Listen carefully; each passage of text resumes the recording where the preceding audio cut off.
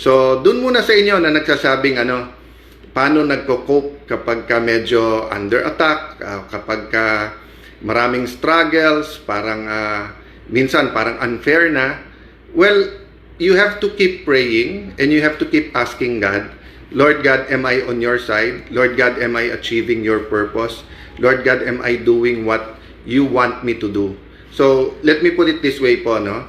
Ang importante po sa kapag ka may shaking or may struggle is number one, yung foundation mo. Ang foundation mo ba ay tao, pera, kapangyarihan, o ang foundation mo ay salita ng Diyos o yung kabutihan ng Diyos? Number two, itatanong mo parate kung naka-align ka sa purpose ni Lord. Kasi kahit na tayo ay maka-Diyos, kahit ikaw ay maka-Diyos, kahit ikaw ang pinaka-maka-Diyos na tao sa buong mundo, look at the Bible. Many people who were very godly or were walking with God made mistakes kasi nga ang nasunod yung sarili na nila.